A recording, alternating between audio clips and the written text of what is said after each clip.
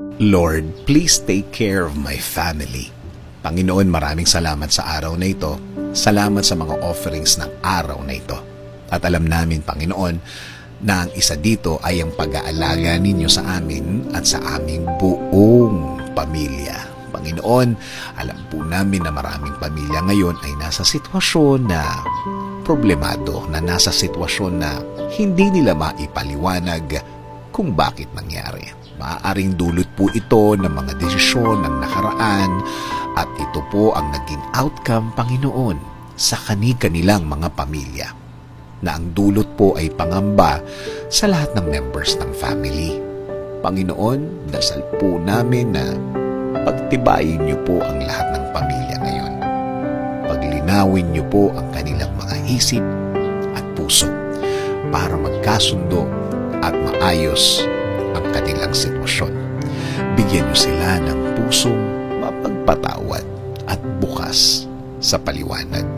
Tulungan niyo po sila sa pagbibigay sa kanila ng lakas ng loob para harapin at pag-usapan ang dapat pag-usapan.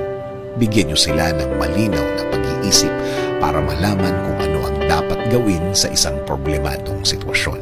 Bigyan niyo sila ng solusyon, isang payapang solusyon na walang maraming nasasaktan.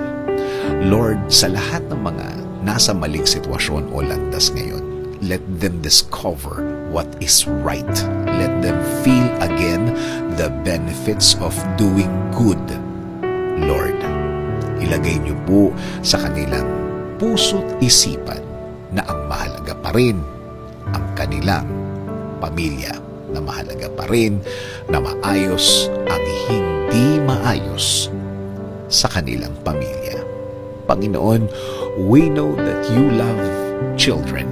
You care for them. You look after them always. Huwag niyo po sanang hayaang masaktan ang mga batang pusong ito dahil sa maling desisyon ng kanilang mga magulang, Lord. Panginoon, please send them the right people to teach them, not to judge them, but to help them, para po mas maintindihan nila ang dapat gawin sa ganitong sitwasyon.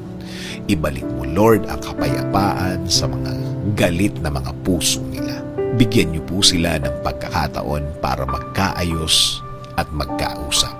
Ipaalala niyo po ang mga oras na masaya ang pamilya nila noong ito'y buo. Again, Lord, kayo po ang maging instrumento ng pagiging buo ulit ng pamilyang ito. This is our prayer. In Jesus' name, Amen. Sabi nga sa Colossians 3:13, bear with one another, and if one has a complaint against another, forgive each other, as the Lord has forgiven you, so you also must forgive.